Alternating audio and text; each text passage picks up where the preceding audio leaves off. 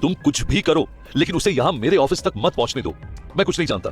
इस बार मैं उसका ऐसा इलाज करूंगा कि उसकी परछाई भी लौट कर नहीं आएगी। बस वो मेरे ऑफिस तक नहीं पहुंचना चाहिए। फोन पर जोर जोर से चीखते हुए अमर सिंह अपने असिस्टेंट को वार्न कर रहा था। इसके पहले कि वो अपनी बात खत्म कर दे, उनके ऑफिस का मेन गेट एक झटके के साथ खुला। अपने सामने मौजूद शख्स को देखकर अमर सिंह के हाथ से फोन छूट गया और वो तुरंत अपनी जगह से उठ खड़े हुए। देखो ओम, तुम जैसा सोच रहे हो वैसा बिल्कुल भी नहीं है। तुम अपने दिमाग से वो सारी गलतफहमियां निकाल दो बेटा।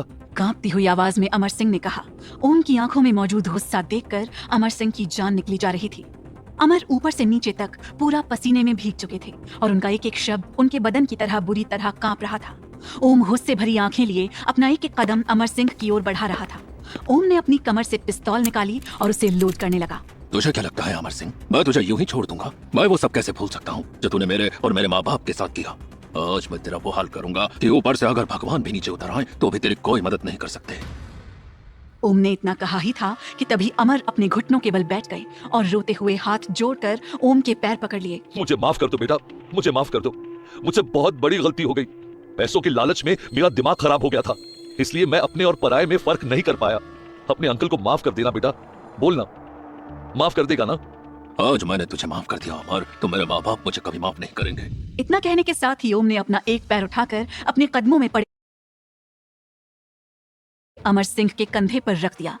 पैर रखते ही ओम में थोड़ा नीचे झुकने के साथ ही अपनी गन को अमर सिंह के माथे पर रखा और उंगलियां ट्रिगर पर जमा दी। नहीं अमर, नहीं, मुझे माफ कर दे अमर। तू जो बोलेगा मैं तेरे लिए करूंगा। ये प्रॉपर्टी, बिजनेस, ये गाड़ियां, सब कुछ तेरा। मैं मानता हूं मैंने बहुत बड़ी गलती कर दी। बस तू मुझे माफ कर दे बेटा, मुझे छोड़ दे। डैड, कोई नहीं मार रहा है आपको। आपकी तबीयत तो ठीक है? एक झटके के साथ अमर सिंह की आंखें खुली। आंख खुलते ही अमर ने देखा कि उसके सामने उसका बेटा ध्रुव उन्हें जगाने की कोशिश कर रहा था। ऐसा पहली बार था कि अपने ऑफिस में बैठे बैठे अमर सिंह की नींद लग गई। नजर घुमाकर अमर ने देखा तो उसके कैबिन में ध्रुव के अलावा भी कुछ लोग मौजूद थे। अमर ने तुरंत अपने आप को होश में लाने की कोशिश की। वहीं दूसरी ओर ध्रुव के सवाल खत्म होने का नाम ही नहीं ले रहे थे। डैड, क्या प्लीज अब आप मुझे बताएंगे कि ये ओम आखिर है कौन और कहां से बीच में आ गया? जहां तक आपने बताया था ताऊ जी की फैमिली तो एक एक्सीडेंट में मारी गई थी ना? अपने आप को होश में लाते हुए अमर सिंह ने ध्रुव के सारे सवालों को इग्नोर कर दिया और सामने बैठे अपने असिस्टेंट से पूछा, उसके बारे में कुछ पता चला कि नहीं? क्या करता है और अभी तक कहाँ था? अमर सिंह के इतना कहते ही उनके असिस्टेंट ने तुरंत कमरे की लाइट बंद की और प्रोजेक्टर शुरू कर दिया। प्रोजेक्टर शुरू होते ही उन सभी के सामने दीवार पर मौजूद तस्वीर ओम की थी।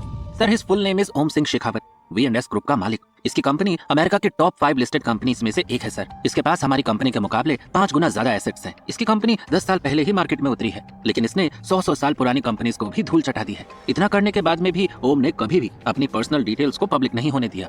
V&S ग्रुप को हर कोई जानता है, लेकिन ओम सिंह शेखावत को ज्यादा कोई नहीं। असिस्टेंट ने इतना कहा ही था कि तभी ध्रुव ने उसकी बात को बीच में ही काट दिया। लेकिन डैड, जब इसके पास इतनी सारी चीजें हैं तो ये यहाँ पर वापस क्यों आया है? आखिर इसे हमसे क्या चाहिए? अमर सिंह ने तुरंत गुस्से भरी निगाहों से ध्रुव की ओर देखते हुए उसे चुप रहने का इशारा किया और दोबारा अपने असिस्टेंट को आगे बढ़ने के लिए कहा। सर, ओम ने अमेरिका में रहते हुए अपने बिजनेस को वर्ल्ड वाइड बहुत बड़े लेवल पर ग्रो कर लिया है। इनफैक्ट उसकी कंपनी हमारी कंपनी के भी कम से कम 500 करोड़ के शेयर्स ओन करती है। ये काफी लंबे टाइम से हमारी कंपनी में इन्वेस्ट कर रहे हैं। असिस्टेंट के इतना कहने के बाद ध्रुव का खुद पर से कंट्रोल खोता जा रहा था। वो चाहकर भी अपने गुस्से पर काबू नहीं रख पाया और तुरंत अपनी चेयर पर से खड़ा हो गया। Enough is enough dad. कोई मुझे बताएगा कि यहाँ पर चल क्या रहा है? मैं पागलों की तरह आपसे कुछ पूछ रहा हूँ और आप है कि मुझे चुप किए जा रहे हैं। आखिर ये है कौन और हमारे बीच में क्या कर रहा है? और अगर डैड ये आ भी गया तो हमारा क्या ही उखाड़ लेगा? ध्रुव के इतना कहते ही अमर सिंह की आंखें गुस्से से लाल हो गईं। अमर सिंह ने तुरंत खड़े होकर ध्रुव के गाल पर एक जोरदार तमाचा दे मारा। ये वो है जिसकी चिता मैंने इसके माँ और बाप के साथ 20 साल पहले ही जला दी थी। समझ में आया तुझे? अगर ये जिंदा है तो इसका मतलब इस पूरी कंपनी का असली मालिक वो है, हम नहीं। कुछ और भी सुनना बाकी रह गया है या लगाओ एक और तेरे कान के नीचे? यहाँ पर इतना बड़ा कांड हो गया है, बाप परेशानी में है और इन साहब को लगता है कि कोई हमारा क्या ही उखाड़ लेगा। हमारे आदमियों ने घर में अपनी आंखों से 3 लाशों के चीथड़े देखे थे। मीडिया का भी यही कहना था कि उस घर से 3 लोगों के टुकड़े मिले, एक आदमी, एक औरत और एक बच्चा। फिर ये जिंदा कैसे बच गया? इतना कहने के साथ ही अमर सिंह ने अपने सामने खड़े उस शख्स को देखा। भूरे रंग पर सफेद बाल और आंखों पर चश्मा लगाए सूट पहने वो आदमी बाकी लोगों की तरह उस हॉल में खड़ा होकर अमर सिंह को सुन रहा था। अमर तेजी से उस आदमी के पास चलता हुआ आया और उसकी आंखों में आंखें डालकर बड़ी ही फ्रस्ट्रेशन के साथ बोला, वर्मा, तुम भी तो वीरेंद्र के मरने के बाद 15 साल तक लॉस एंजलिस में ही थे ना। तुम उस जगह को हम सबसे कई गुना बेहतर जानते हो। उसके बारे में मुझे सब कुछ जानना है, हर छोटी से लेकर बड़ी से बड़ी तक, सारी चीजों की इंफॉर्मेशन तुम मुझे दो। वर्मा बाकी लोगों की तरह चुपचाप खड़ा होकर वो पूरा तमाशा देख रहा था। उसकी आंखों के सामने उसके बॉस और बेटे का कातिल चीख चीख कर ये कह रहा था कि उसने ही उन सब का खून किया है। लेकिन वर्मा इतना मजबूर था कि वो चाहकर भी उसका कुछ नहीं बिगाड़ सकता था। वर्मा सिर्फ एक मौके के इंतजार में था और शायद उसे वो मौका अब मिल गया था।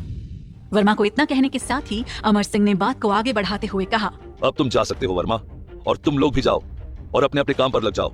वर्मा के बाद एक एक करके ऑफिस में बचे हुए तीनों लोग वहां से बाहर निकल गए। उनके बाहर निकलते ही अमर सिंह ने तुरंत अपना फोन निकाला और एक नंबर डायल किया। खबर एकदम सही है, वीरेंद्र का बेटा ओम वापस आ गया है। तो ठीक है, इस बार भी वही होगा जो 20 साल पहले हुआ था। दोनों मिलकर मारेंगे साले को। टॉप बेली से थोड़ा और ऊपर तक उठाओ और नोट बांध लो, फिर सीधी चलती हुई मेरे तक आ जाओ। उस आदमी के इतना कहते ही काव्या ने ठीक वैसा ही किया। वो आदमी काव्या को ऊपर से नीचे तक देख रहा था। Very good, this is beyond perfect. हमारी इस फिल्म की हीरोइन एक टॉप मॉडल है, उसकी वॉक में वो परफेक्शन होनी बहुत जरूरी है। वो परफेक्शन मुझे तुम्हारी कैट वॉक में नजर आया। तुम्हें मैं इस प्रोजेक्ट में कास्ट करने वाला हूँ। Let's hope for the best. इतना कहने के साथ ही उस डायरेक्टर ने हाथ मिलाते हुए काव्या को बाहर का रास्ता दिखा दिया। काव्या का आधे से ज्यादा वक्त ऑडिशन देने में जाता था। ऑडिशन की सबसे बड़ी एंटरटेनमेंट कंपनी की मालिक होने के बावजूद काव्या को बड़े से लेकर छोटे मोटे डायरेक्टर्स तक के भी आगे पीछे घूमना पड़ता था ताकि उसे फिल्मों में कोई काम मिल सके। काव्या पिछले कई सालों से अपने सपने को पूरा करने में लगी हुई थी, लेकिन अभी तक उसे एक भी ऐसा काम नहीं मिला जहां उसे कामयाबी हासिल हुई हो। हालांकि ऐसा कई बार हुआ भी था। काव्या को फिल्मों में लीड रोल तक के लिए साइन किया गया, लेकिन उसके डैड की बदौलत काव्या उनमें से एक फिल्म भी नहीं कर पाई।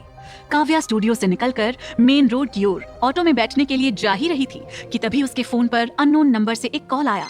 काव्या ने तुरंत फोन उठा लिया।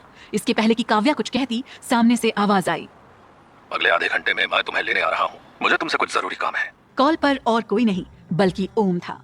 ओम के इतना कहते ही काव्या ने तुरंत जवाब दिया, नहीं, आज मैं तुम्हारे साथ कहीं भी नहीं आ सकती। हमारी शर्त जानने के बाद भी नहीं। शर्त का नाम सुनते ही काव्या की आवाज थोड़ी कमजोर पड़ गई। देखो ओम, तुम्हारे कारण पहले ही मेरी बर्बाद जिंदगी और ज्यादा बर्बाद हो चुकी है। उस दिन पार्टी में हुए तमाशे के बाद मेरी लाइफ लगभग पूरी तरह बदल चुकी है। मुझसे अब मेरी फैमिली में कोई भी बात तक नहीं करता। खैर, आज मैं तुमसे इसलिए नहीं मिल सकती क्योंकि डैड ने मुझे अपने घर मिलने के लिए बुलाया है और मैं ये मीटिंग नहीं टाल सकती।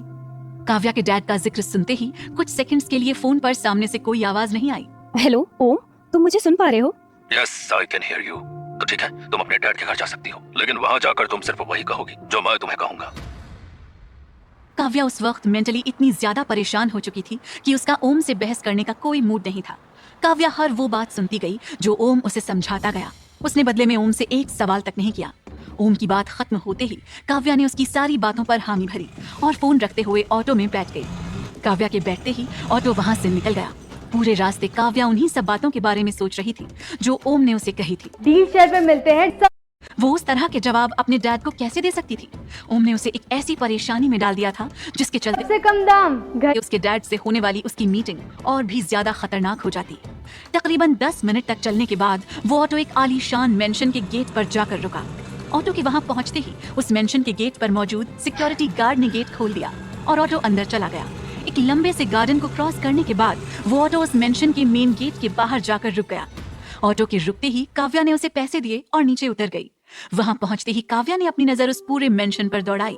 एक एक कदम आगे बढ़ाने के साथ काव्या को हर वो दिन याद आ रहा था जो उसने अपने मॉम और डैड के साथ उस घर में बिताया था। काव्या की नजर जहां घूम रही थी वहीं उसे उसकी मां निशा नजर आने लगी। उस पूरी जगह को देखकर काव्या को ऐसा महसूस हो रहा था मानो वो सब कल ही की बात हो। थोड़ी और आगे बढ़ने पर काव्या ने देखा कि उसके डैड सामने सोफे पर बैठकर कुछ फाइल्स पढ़ रहे थे। काव्या के वहां पहुंचते ही उसके डैड ने उसे तिरछी नजर से देखा और अपने पास आने का इशारा किया। यहाँ आओ और बैठो। काव्या ने ठीक वैसा ही किया। अपने डैड के कहने पर काव्या उनके सामने लगे सोफे पर जाकर बैठ गई। तुम ओम को कब से जानती हो और ये सब क्या चल रहा है? देवेंद्र के इतना कहने पर काव्या ने कोई जवाब नहीं दिया। वो सिर्फ चुपचाप बैठकर जमीन को देखती रही। मैंने कुछ पूछा है काव्या, तुम ओम को कब से जानती हो? सॉरी डैड, लेकिन मैं आपको ये नहीं बता सकती। काव्या के इतना कहते ही देवेंद्र के पास बैठी उसकी सौतेली माँ मोनिका ने तुरंत जवाब दिया, जब बॉयफ्रेंड को चीट करने में शर्म नहीं आई तो बताने में क्यों शर्मा रही है? ब्रेकअप के अगले ही दिन नया रिलेशनशिप। पता नहीं कितने टाइम से ध्रुव को धोखा दे रही थी। मोनिका के मुंह से ऐसी बात सुनकर काव्या ने अपनी नजरों को ऊपर उठा लिया। मैंने किसी को चीट नहीं किया, लेकिन मैं ओम के बारे में आपको कुछ नहीं बता सकती। वो तो भगवान का लाख लाख शुक्र है कि ध्रुव ने तुमसे शादी के लिए हाँ नहीं की, वरना शादी के बाद तुम्हारे इस अफेयर का पता चलता तो हमारी नाक कट जाती। मोनिका ने इतना कहा ही था कि तभी देवेंद्र ने अपनी फाइल बंद करके टेबल पर रख दी और काव्या को घूरने लगा। ठीक है, जो हुआ सो हुआ, लेकिन तुम ओम के साथ अपने इस रिश्ते को आगे नहीं बढ़ा सकती। देवेंद्र के इतना कहते ही काव्या की आंखों में गुस्सा उतर आया। क्यों? अब ओम में क्या खराबी है? वो सब मुझे नहीं पता, लेकिन मैंने कहा ना कि तुम ओम के साथ अपने रिश्ते को आगे नहीं बढ़ा सकती। बात खत्म। तुम गलती से भी उसके साथ शादी के सपने मत देख लेना, नहीं तो तुम्हारे साथ साथ तुम्हारे उस नए आशिक को भी मार डालूंगा। काव्या की आंख से एक आंसू अपना रास्ता बनाते हुए गाल तक आ गया। काव्या तुरंत अपनी जगह से उठ खड़ी हुई। लेकिन क्यों डैड? आखिर आपको प्रॉब्लम क्या है? मेरा वैसे भी आपसे कोई लेना देना नहीं। घर से तो आप मुझे निकाल ही चुके हैं। आप मुझे कम से कम मेरी जिंदगी में तो चैन से रहने दीजिए। यहाँ तक कि आपने ध्रुव को भी मुझसे छीन लिया। आखिर मैंने आपका क्या बिगाड़ा है? वो सब मुझे नहीं पता। मैंने कहा ना कि तुम ओम से शादी नहीं कर सकती। इनफैक्ट तुम मेरी मर्जी के बगैर किसी से शादी नहीं कर सकती। सुन लिया तुमने? और अगर मेरी बात को टालने की कोशिश की तो तुम मुझे बहुत अच्छे से जानती हो। आप जो चाहें कर लीजिए डैड। मेरी जिंदगी में मुझे क्या करना है उसका फैसला अब सिर्फ मैं ही लूंगी और कोई नहीं। इतना कहने के साथ ही काव्या दनदनाती हुई उस मेंशन से बाहर निकल आई। काव्या चलते हुए फूट फूट कर रोए जा रही थी। उसे इस सुलूक के पीछे का मकसद बेहद परेशान करने लगा था। उसे समझ नहीं आ रहा था कि आखिर उसके डैड उसके साथ ऐसा बिहेव क्यों कर रहे हैं। काव्या रोती हुई मेंशन के मेन गेट तक आ गई। इसके पहले कि वो ऑटो को रोकती, उसने देखा कि सामने वही व्हाइट कलर की रेंज रोवर खड़ी है जिसमें ओम उसे लेने आया था। तभी काव्या ने गौर करके देखा तो गाड़ी में कोई और नहीं बल्कि ध्रुव ही था। काव्या दौड़ती हुई गाड़ी के पास गई और अंदर बैठने के साथ तुरंत गेट लगा लिया। कार में बैठने के साथ ही काव्या अपना आपा खो बैठी। वो फूट फूट कर रोने लगी। वो अपने डैड से हुई उस बातचीत के बाद पूरी तरह टूट गई थी। उसे इस तरह रोता हुआ देखकर ओम का मन तो किया कि वो उसे अपने गले से लगा ले, लेकिन उसने ऐसा कुछ नहीं किया। ओम ने इस बार भी वही किया जो उसने पहले किया था। उसने अपनी पॉकेट से रुमाल निकाला और काव्या के आगे बढ़ा दिया। मुझे समझ नहीं आता कि इन लोगों को मुझसे क्या चाहिए। मेरे डैड मेरी एक एक सांस के पीछे पड़े हैं। इन सब के बीच अब मेरा दम घुटता है और साथ में तुम हो। आखिर तुम्हें मुझसे क्या चाहिए? तुम भी इन्हीं सब में से एक हो तो मुझे अभी बता दो। मैं ये सब और बर्दाश्त नहीं कर सकती। आज तुम्हें तुम्हारे सारे सवालों का जवाब मिल जाएगा। इतना कहने के साथ ही ओम गाड़ी लेकर वहाँ से निकल गया। शाम के 7 बज चुके थे और सूरज ढलने के बाद ठंडी हवाओं ने पूरी मुंबई को घेर लिया था। ओम ने कार ले जाकर जुहू बीच के किनारे बनी पार्किंग में पार्क कर दी।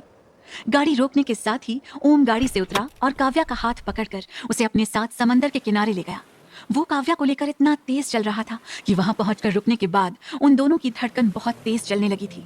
तुम्हें क्या लगता है तुम्हारे डैड तुम्हारे साथ ऐसा सुलूक क्यों कर रहे होंगे? शायद इसीलिए क्योंकि मेरे डैड को मेरी मॉम की दौलत से प्यार था, इसीलिए उन्हें मेरी भी कोई परवाह नहीं। काव्या के इतना कहते ही ध्रुव ने अपने ब्लेजर से कुछ पेपर्स निकाले और उन्हें खोलते हुए काव्या के हाथ में रख दिया। ये रही तुम्हारी पूरी सच्चाई, पढ़ लो इसे, तुम्हें तुम्हारे हर सवाल का जवाब मिल जाएगा।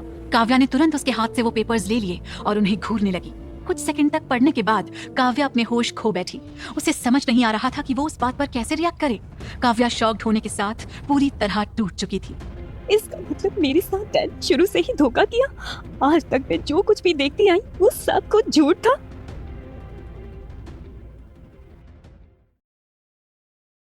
स्टोरी कहानी अच्छी लगी हो तो लाइक और सब्सक्राइब करो।